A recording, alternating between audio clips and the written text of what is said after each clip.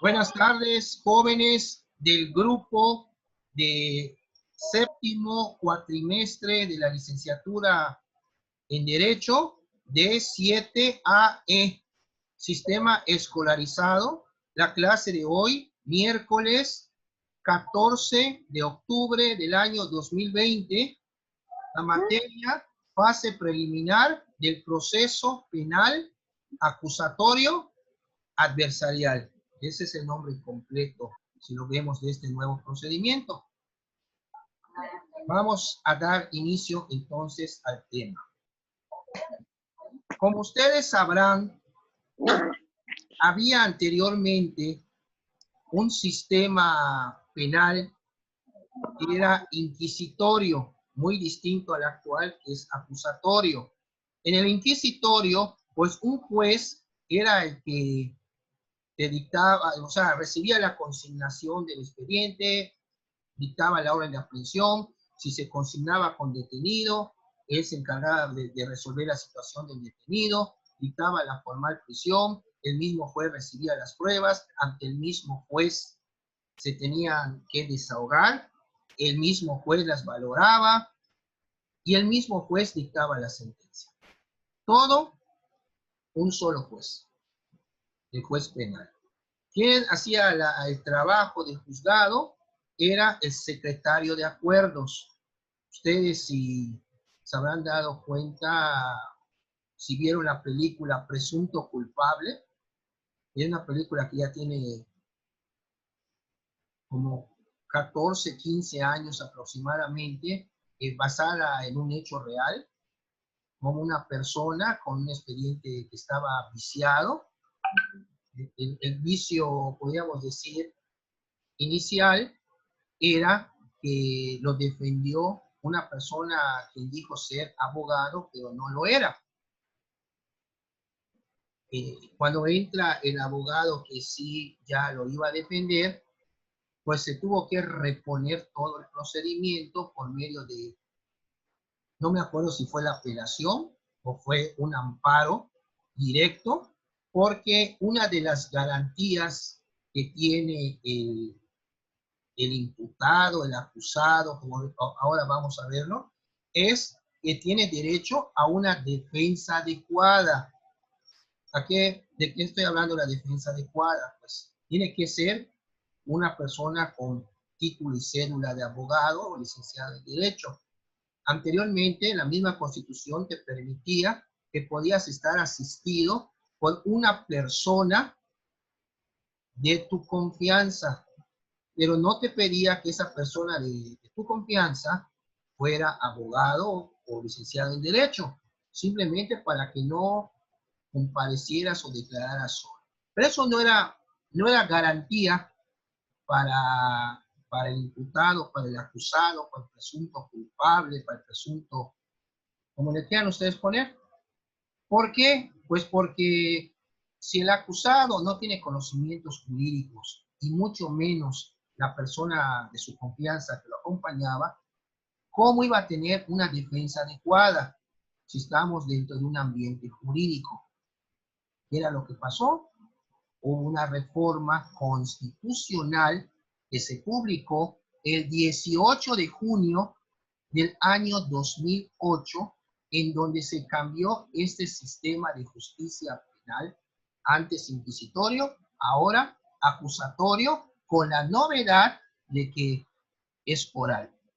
La oralidad es uno de los principios de este nuevo sistema, pero este nuevo sistema nació porque, hablando del 2008, hace 12 años, hubo la necesidad social, política, jurídica, de cambiar el sistema a este sistema acusatorio, porque se había disparado el índice de la delincuencia.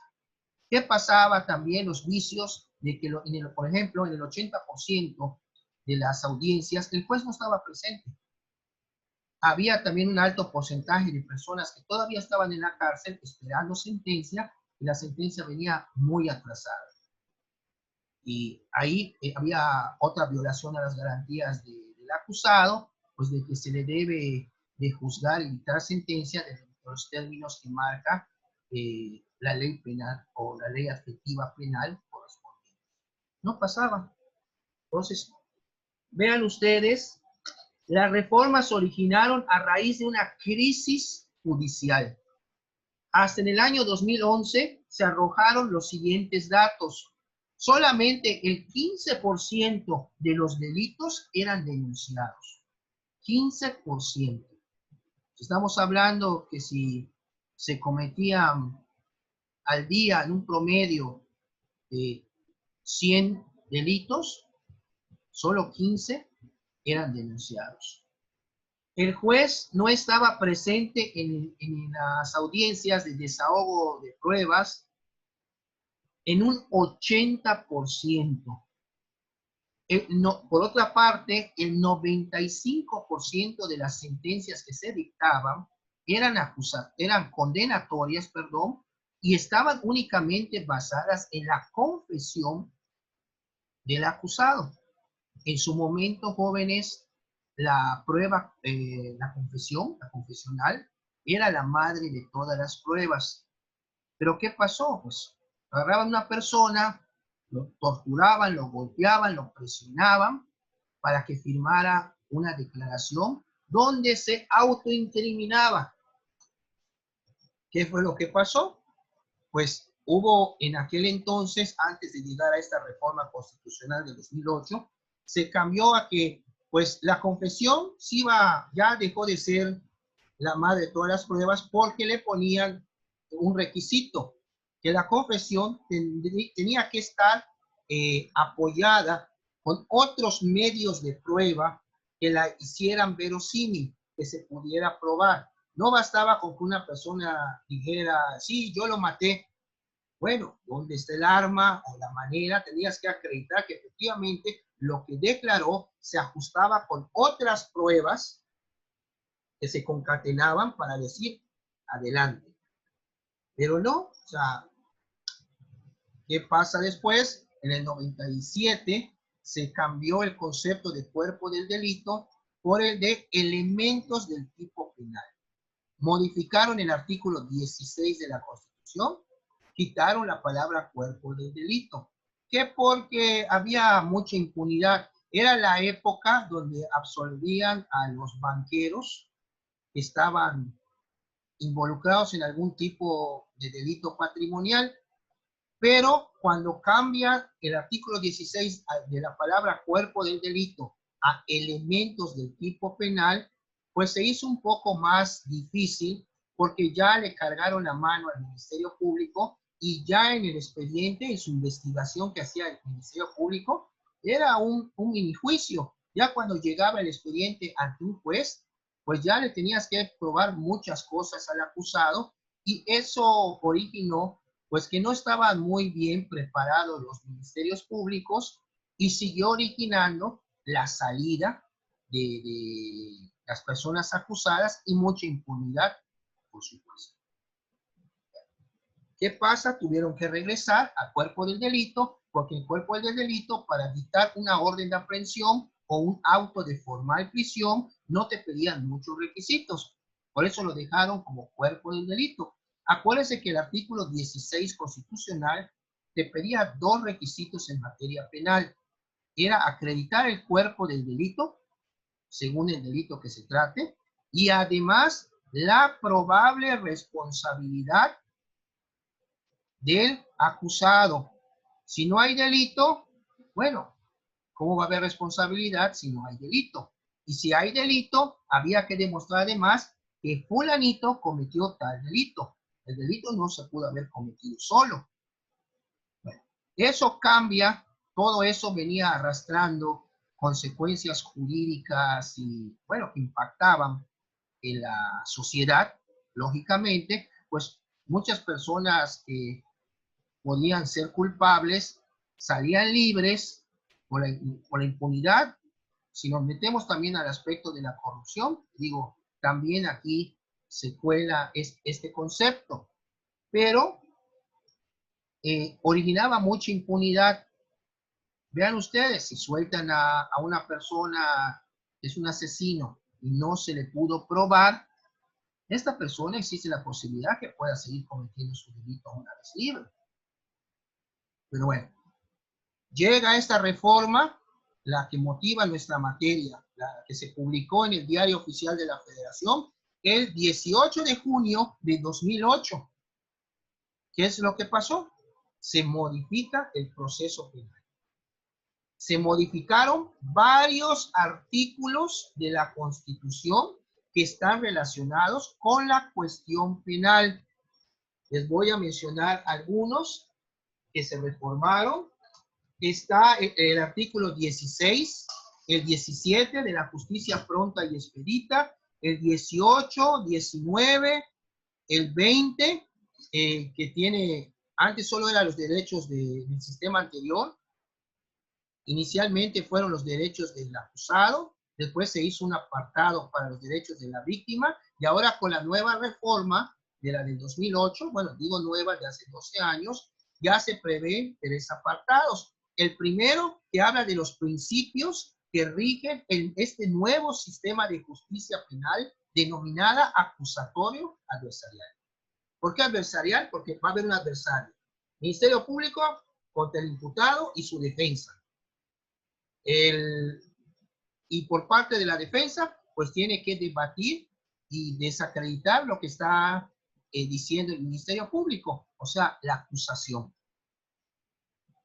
Tenemos también el artículo 21, que es el que nos habla de la figura del Ministerio Público, 22, el 73, fracciones 21 y 23, el 115 constitucional, que es el que nos habla de la figura del municipio libre, y en su fracción 7, y el 123 en la fracción 13ª, apartado B, todos de la Constitución Política de los Estados Unidos Mexicanos.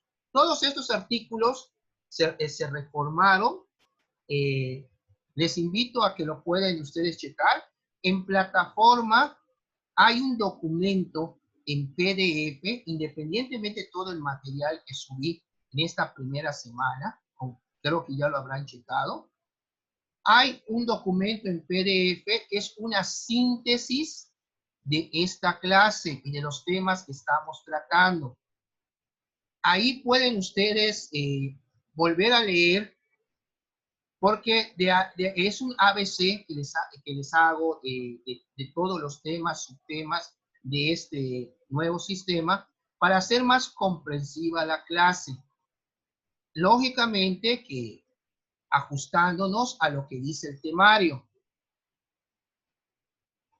Ustedes, si revisan la materia, se llama fase preliminar. ¿Qué es preliminar? ¿Dónde empieza? El procedimiento, este nuevo procedimiento penal, ¿cómo va a empezar? Empiecen a mentalizarse. Imagínense un cordón de su zapato. Ya tiene 2 puntas, ¿no? La primera, todo el cordón es el procedimiento penal.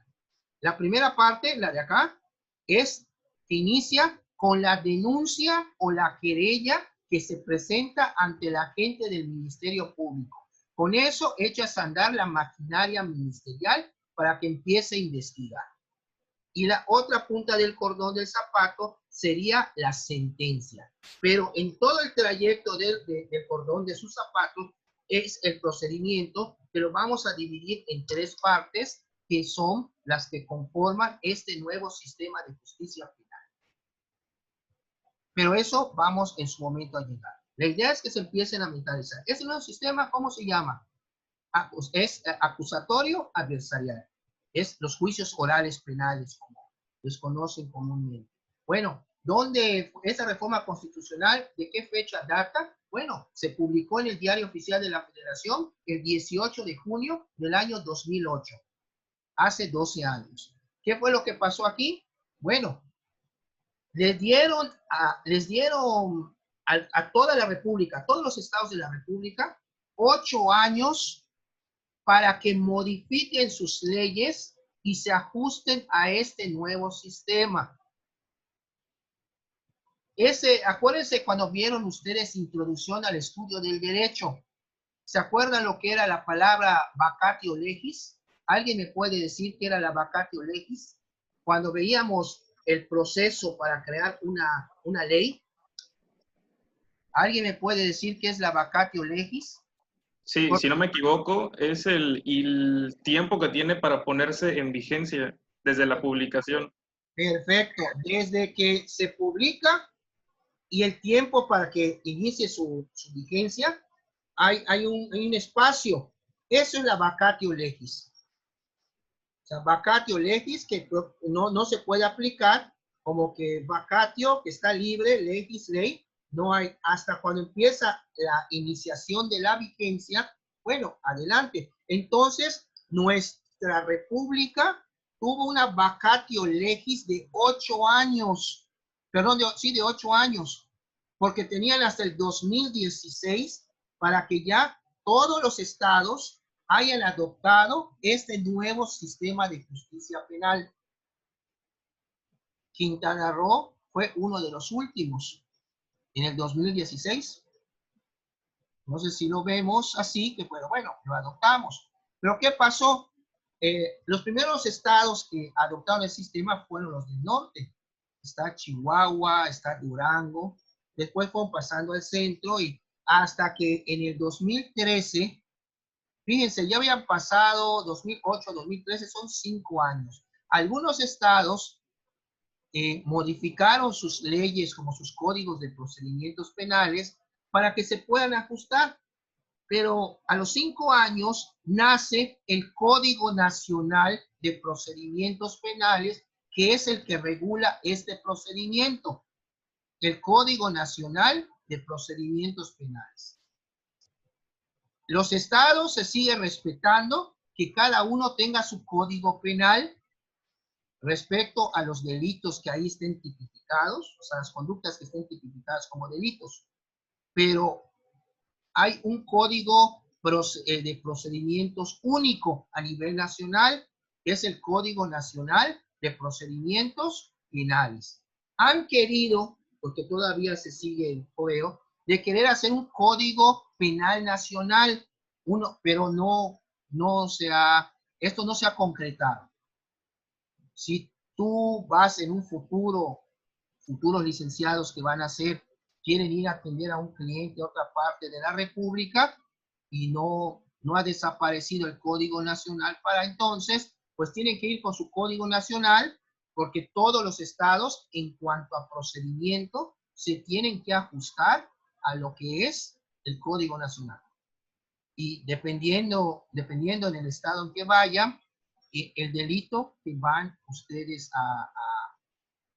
a combatir para defender a su cliente, si van en calidad de defensores particulares, pues tienen que allegarse un código actualizado de ese estado donde van, porque están dando las modificaciones. Sobre todo, fíjense, el Internet ya hay delitos informáticos, se pueden cometer delitos. Hay en Quintana Roo lo que se llama la violencia digital, por ejemplo. Es más, violencia digital.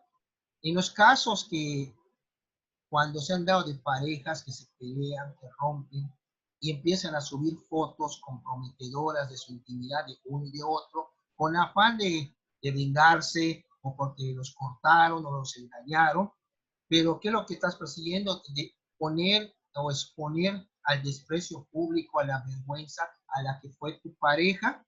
Bueno, eso ya en Quintana Roo es un delito. Y la pena es hasta 8 años. Y la pena puede subir una mitad si a quien estás afectando fue tu pareja. Ahí está, por eso en Internet ya se están, y eso todavía no para porque estamos en la era de la tecnología y a través de la tecnología se cometen también delitos, así como los fraudes en ventas y todo, pues es a través de la red. Y más en estos tiempos que estamos en casa por la pandemia. Pues hay que seguirnos cuidando porque pues esto es cíclico, tiene que pasar, quizás van a ser nuevos tiempos, pero tenemos que seguir adelante. ¿Pero cómo? Cuidándonos. ¿Hay alguna pregunta hasta aquí respecto a los antecedentes de este sistema?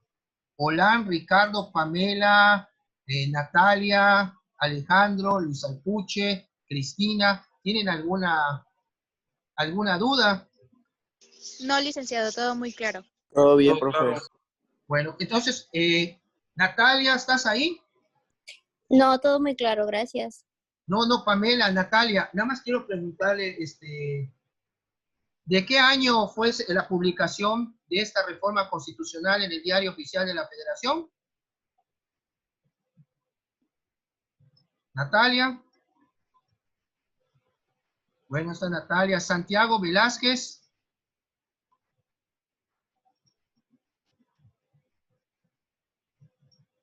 Alejandro. ¿Saben qué voy a tener que hacer? Porque van a tener que mostrarse para que yo les pueda ver que efectivamente están en clase. Yo no es tanta la desconfianza, pero sí para que yo sepa que al que les pregunto, pues al menos si no sabe la respuesta, me diga, no la sé. Pero si le hablo y no me contesta, pues me hace pensar que no hay. Bueno, nos quedan 10 minutos de esta primera parte. La fecha, 18 de junio del año 2008, cuando se publicó. Continuamos. Todo esto lo van a encontrar en su PDF en plataforma. En plataforma ya tienen la Constitución Federal. Tienen el Código Nacional, ya no lo tienen que buscar, ya está en la plataforma. Tienen algunas imágenes que están evocando lo que son estos temas que estamos tratando. Ahora vamos a entrar a ver los principios que rigen este sistema. Son los principios que se tienen que respetar. Todo ello está ahí. Ya está el primer cuestionario en plataforma para que lo respondan. Tienen hasta el viernes, le estoy dando 2 días, debe ser de un día para otro. Sin embargo, como está la situación que se pueden quedar sin internet y todo, pues bueno, tienen hasta el viernes para entregar su cuestionario. Son 10 preguntas sencillas de opción múltiple que están las respuestas prácticamente tanto en esta clase como en esa síntesis, en ese documento que les subí. Y cada semana van a tener esa síntesis de lo que tienen que estar estudiando. Tienen su cuestionario, si lo entendieron, bueno, tienen duda, ahí está también la síntesis donde se pueden apoyar. Hay lecturas sugeridas sobre este tema también. Bueno, seguimos entonces. Vamos a ver los principios que rigen este nuevo sistema de justicia penal acusatorio adversarial. Los principios que hay en la Constitución, en el primer apartado, si ustedes se dan cuenta en el artículo 20, menciona el principio de publicidad. Ustedes escuchan la palabra publicidad y se van al marketing. O es, por ejemplo, la Coca-Cola, hacen comerciales de Coca-Cola, o algún artista empieza a hacer publicidad de refresco. Pero bueno, ustedes se preguntarán, ¿este principio en qué consiste y cómo rige este nuevo sistema? La publicidad comporta la posibilidad de que los actos procesales sean presenciados o conocidos incluso por aquellas personas que no van a participar o tienen injerencia en el asunto de que se trate.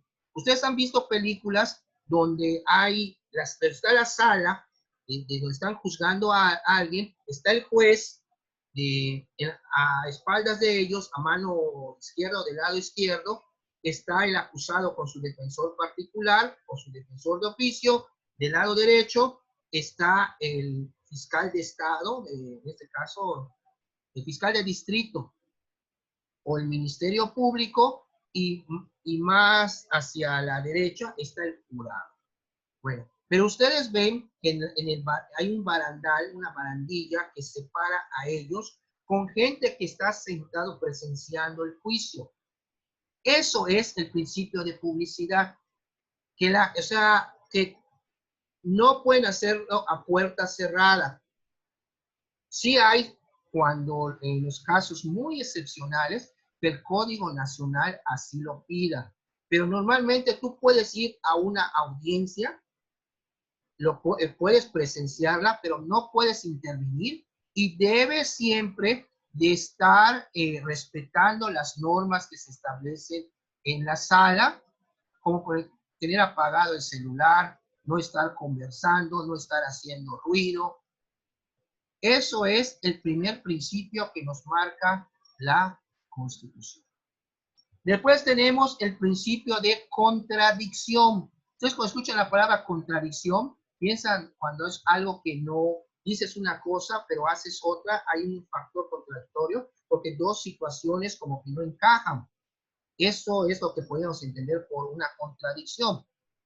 Sin embargo, la contradicción, este principio, corresponde al derecho que tienen las partes de que la práctica de las pruebas se lleve ante su presencia. ¿Qué quiere decir? Si el Ministerio Público va a ofrecer en el juicio a un testigo que dice que vio a tu cliente cometer el delito, bueno, esa prueba es del Ministerio Público, pero tú tienes derecho, por el principio de contradicción, a poder repreguntar. Eso lo han visto también en las películas de cuando salen casos de juicios y todo. Cuando interrogan a un testigo, si es el Ministerio Público, bueno, pasa después la defensa. No importa quién lo haya ofrecido, el otro tiene derecho a repreguntar. Estamos claros hasta acá con estos dos principios. El tercero, el principio de concentración, concentrar. Prácticamente nos menciona que exige que las actuaciones procesales se realicen lo más próximas entre sí y de ser posible en un solo acto. Por eso se llama concentración. Vamos a ver en la primera audiencia o la audiencia inicial de este procedimiento, que es cuando el Ministerio Público remite a un juez de control, así se llama el primer juez con el que se va a tener contacto, un juez de control, la carpeta de investigación. Ya no se llama expediente de averiguación previa, se llama carpeta de investigación, que es la que se abre o se inicia con motivo de una denuncia o de una querella. Bueno, es el principio de continuidad, pues en esa audiencia inicial que marca el artículo 307 del Código Nacional de Procedimientos Penales, son 6 audiencias en una. Por eso en el argot de los abogados le llaman a esa primera audiencia la audiencia combo, porque son varias audiencias en una sola. La audiencia combo, eso lo vamos a ver también en su momento. No quiero brincarme cosas, sino que vayan entendiendo, vayan llevando para que ya cuando entremos propiamente al procedimiento, ya vayan ustedes teniendo una idea cómo está, cómo funciona, qué se lleva en cada etapa. No pierdan de vista el número 3, que son las 3 etapas que forman todo, acuérdense el cordón de zapato. A mí me enseñaron desde la primaria que si tú estudias y relacionas las cosas con algo, nunca se te van a olvidar.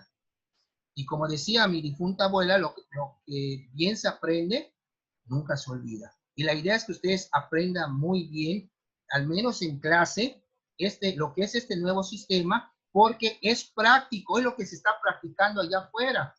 Sí es cierto, se van a topar con cuestiones de corrupción y todo, pero tienen ustedes que saber manejar este nuevo sistema para saber en dónde se van a ubicar de acuerdo a cómo esté la situación de su cliente cuando les vayan a ver. Bueno, nos quedan 2 minutos, podemos ver otro principio. El principio de inmediación. Inmediación, ¿qué significa? Que todas las audiencias se tienen que desarrollar en presencia del juez. No era como antes, que el secretario de acuerdos era el que llevaba la audiencia. No, tiene que estar el juez presente en la audiencia. ¿Por qué? Por el principio de inmediación. Si no está el juez, pueden ustedes exigirlo porque así lo pide este nuevo sistema. Y es un principio constitucional. Bueno, ahora, el principio constitucional, si lo quieren ver, mayor, que rige este nuevo sistema, es el de presunción de inocencia. Toda persona debe ser considerada como tal hasta en tanto no se le juzgue y se le dicte una sentencia condenatoria donde se demuestre que efectivamente es culpable. Imagínense una taza, no una taza, una copa. La copa, la base de la copa es el principio de presunción de inocencia. Y el resto de la copa es el nuevo procedimiento de justicia penal acusatorio adversarial. Esa base es lo que va a regir. No vas a probar, como estaba el sistema anterior, que si eres culpable, demuestra que eres inocente. No, deben de partir de que eres inocente, porque el Ministerio Público debe de probar tu culpabilidad. Ya nos queda un poco tiempo. Recuerden, se va a cortar.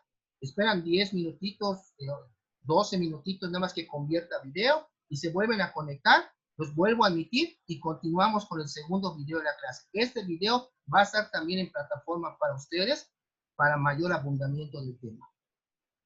Y si hay alguna pregunta, que la vayan preparando, por favor. Claro. Gracias. Profe, ¿importa si no es de la etapa inicial